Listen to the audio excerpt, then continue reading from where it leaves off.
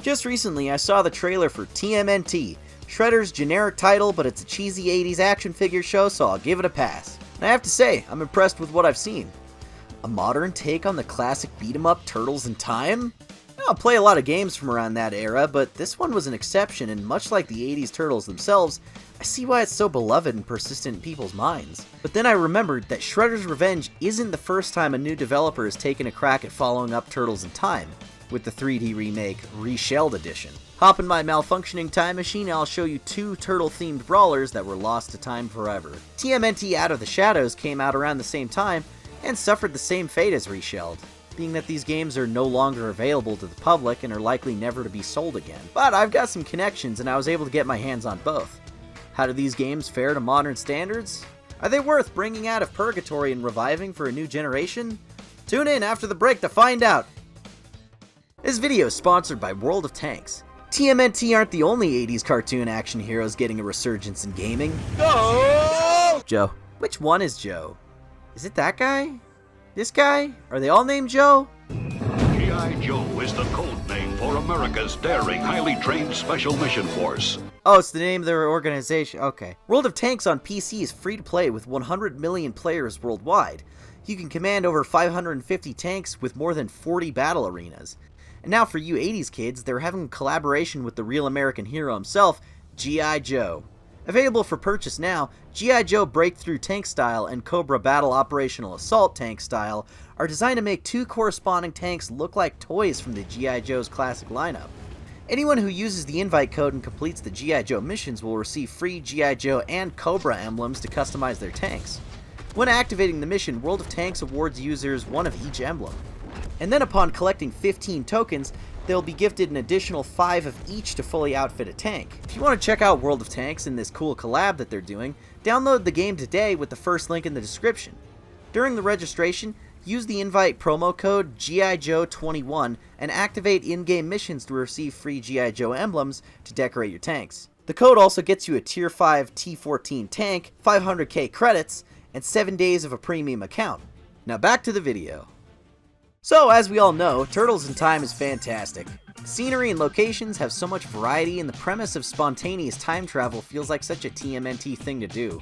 These guys are always teleporting around to random crazy places by pure accident. In fact, at this point, they should start getting fridge magnets from all the alternate universes, alien worlds, magic dimensions, and historic time periods they've bungled their shells into. A lot of people have a love and admiration for this game, so it made sense to bring it back for a new generation while the 2000s cartoon was still relevant. So in 2009, Ubisoft released Turtles in Time Reshelled, a fully 3D remake. It's a pretty faithful recreation of the arcade version, though it's been reskinned to distance itself from the 80s cartoon, using updated character designs to feel more out of the 2003 animated series, or the movie that had dropped around that time. It even has the 2003 Turtle show's voice cast. Hey, Crash! Bring that statue back! Dean Venture isn't playing around. I'm also not sure what's up with this game, but the audio is really loud. Hey, Crash! Bring that statue back!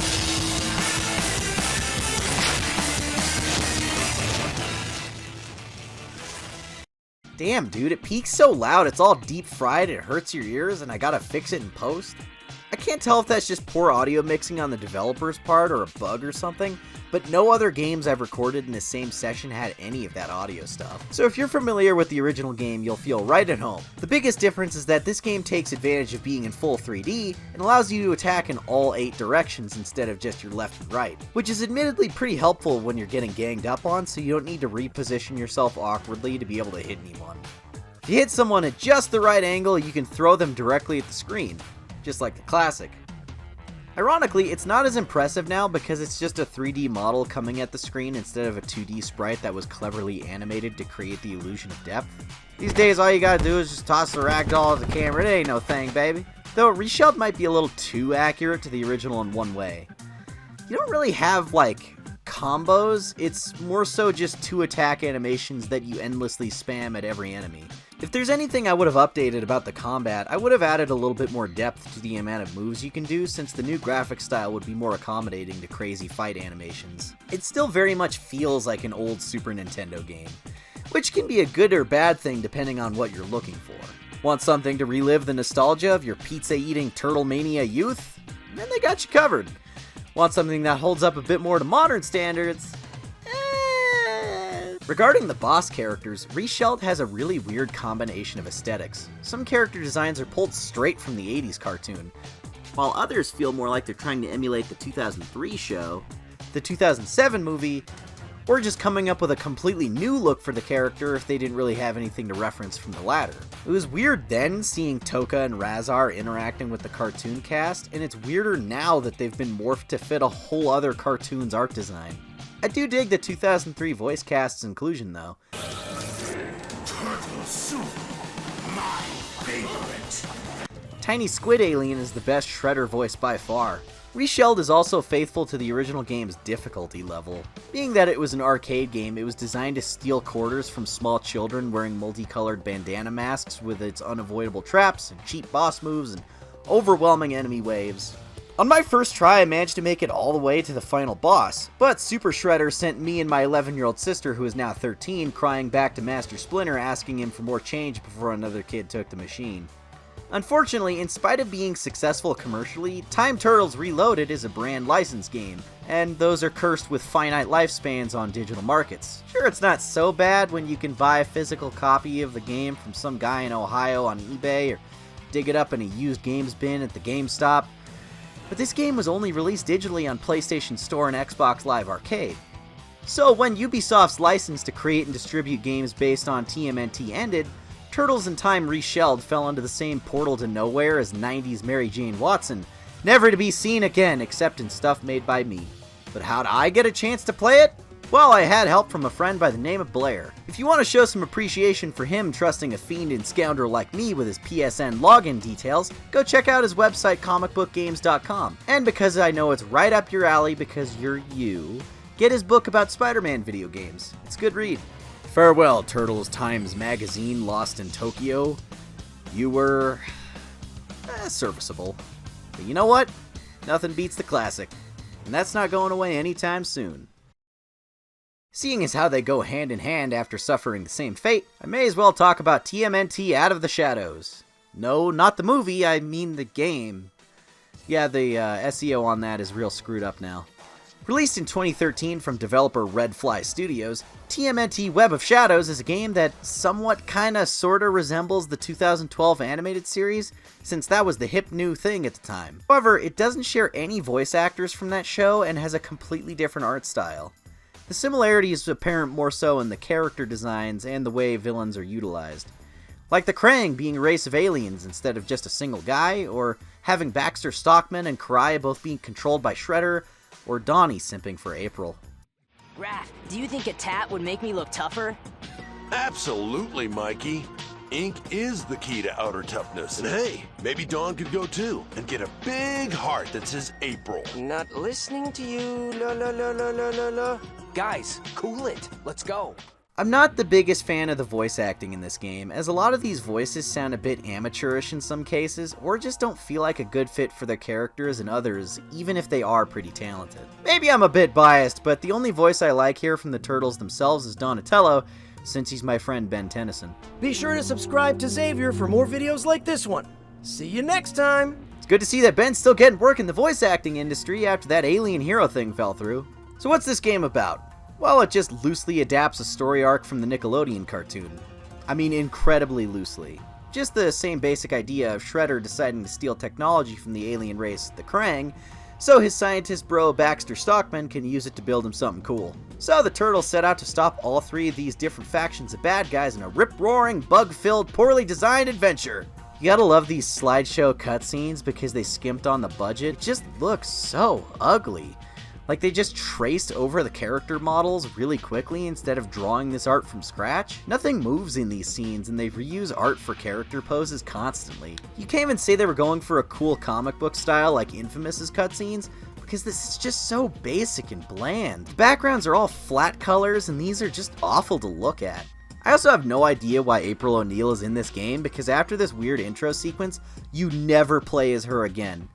And she doesn't do anything for the rest of the story. She just gets kidnapped and then you save her via hacking minigames. Before I get too much further, I'd like to thank Angus from Mystic for helping me get a hold of this game. In fact, thank him by checking out his channel in the description. I appreciate your help getting the game, man. Now to spend the next few minutes ripping it apart! This game's a malfunctioning mess, and I encountered constant bugs and progression blockers. Maybe if I was playing this in 4-player co-op with the 3 other people on Earth who still own this game, we could maybe ignore the issues and just button mash and have a good time joking around about which Ninja Turtle would have early onset diabetes from their poor diet. But no, I had to play this one alone, and the difficulty sure does not scale for single player. Let's run through all of my pain and suffering bit by bit. The gameplay isn't fun. In fact, it sucks. This game tries to emulate Arkham's free-flow combat with a counter button, but the feedback on when you're countering isn't very good, and the fight scenes are so hectic that sometimes I can't tell if I successfully timed my counter right. I don't know if I blocked it, or I took the hit, or what, because the animations sometimes start to overlap and cancel each other out. You're supposed to use the kick button to break your enemy's block, but sometimes that just doesn't work for some reason. When it does work, the animations of blocking and countering are cool, I guess, but I never get the sense that it did much but stall the enemy instead of any real damage. The enemies are so spongy that I never knew if I was really close to beating them or not. It was just hectic and stressful wailing on them to knock them down, then they stood right back up and didn't seem mildly phased. How about a health bar or something on them? Or just anything that tells me that I'm making progress, because nothing else indicates that.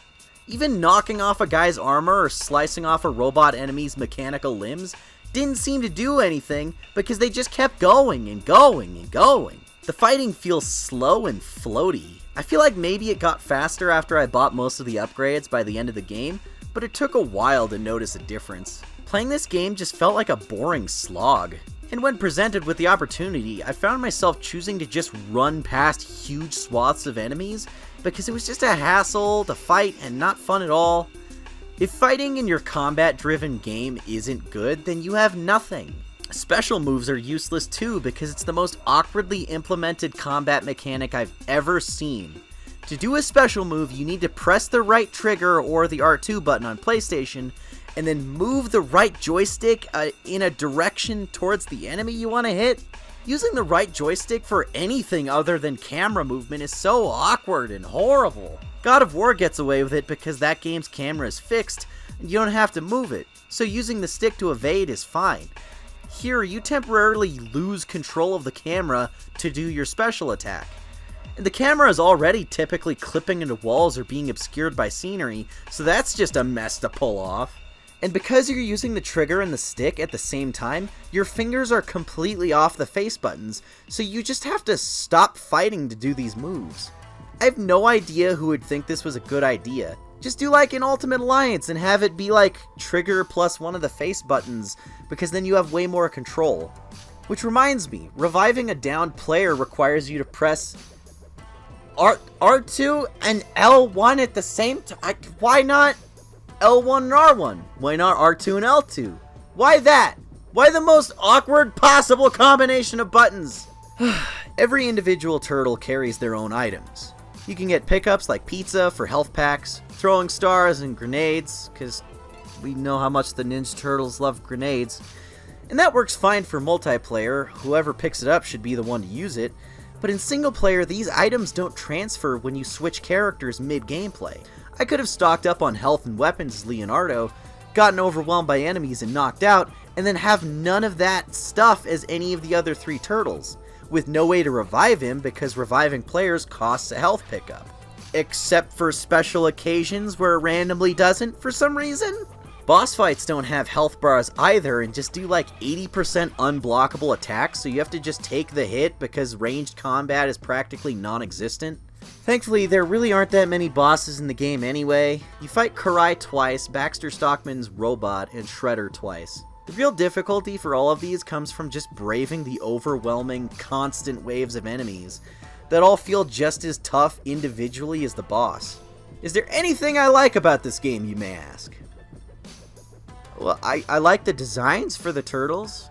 This is a really decent take on them in a realistic art style, and I wish they looked more like this in the movies instead of the 9-foot tall Shreks covered with over-designed garbage. And, The way you climb up stuff looks cool. Can we talk about the bugs? Let's talk about the bugs. So there's this part of the docks where you're climbing around on shipping containers, but Baxter Stockman springs a trap where he blocks the way you came in and a bunch of enemies attack you while he watches from a security camera perspective. That's fine, these types of games do things like that all the time. But the game bugged out in this spot for me because I could still climb on the boxes and go back over the barricade where I came from, where I found out that they culled out half the level and I could walk out of bounds.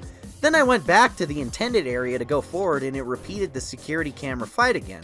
Only this time it wouldn't end after I beat all the enemies, so I go and hack the door twice to get through it because this game's broken, and then the door closes behind me and then culls out the rest of the level, so now I'm just stuck staring at a wall. I figured out I could switch turtles to make the camera quickly teleport over, but still had this dumb static camera filter over it, and it wouldn't go away no matter what I did. So I proceed to do the next fight scene where I get my shell handed to me, and then I get sent back to the previous area to do the security camera part again, and it's broken in the same way every time now. It took me like 6 tries to finally get through this area because the checkpoint was so unforgiving, and every time it had this stupid camera filter because that was the only way I could progress. In fact, all of these checkpoints are really unforgiving. Other times I've had prompts that wouldn't go away even after I pressed them. I fell out of the map during the final boss, and of course the camera's just always buggy and just sticks in walls and I can't see anything. I read that the PS3 version I'm playing came out almost a year after the Xbox version to iron out some of the bugs and polish it up. So I can only imagine how broken that port was. This is the fixed one? And alas, because of the Silent Reaper that is copyright licensing, this game was delisted from all digital stores everywhere in 2017. I can't say I'm too heartbroken over the loss or that I wished more people had gotten a chance to play it. It's not an underrated hidden gem or anything. Maybe with like another year or two of testing and polishing, it would have been at least kind of mediocre. But I hate that superhero games can all become so hard to come by after a certain time period. Makes me think that I just need to buy any and all games featuring a comic book character as quickly as possible before they're gone forever like a Fortnite skin. Punisher No Mercy? Unplayable. Marvel Heroes Online? Gone forever. Any Spider-Man game before the current one? Ultimate Alliance on next gen? Deadpool? All can't be purchased digitally anymore. You have to find a disc, and those are becoming rarer by the day. For the sake of preservation, this is why emulation is a godsend. Though even that has its faults because I couldn't emulate either of these games. As long as the files for them are out there, these games can still be appreciated forever. Good or bad, these games are part of TMNT history. They don't deserve to be lost forever. If you somehow find a way to play them, go ahead if you're a Turtles fan, whatever. You have done extremely well, my sons. You have persevered against great challenges and hardships. I am proud of you. Yeah, we also gave Shredder a good beating. Yes, that is good too. Celebrate and rest now. But the battle is not over. Yo, Donnie! Big brains. Okay there? Forget how doors work, fella?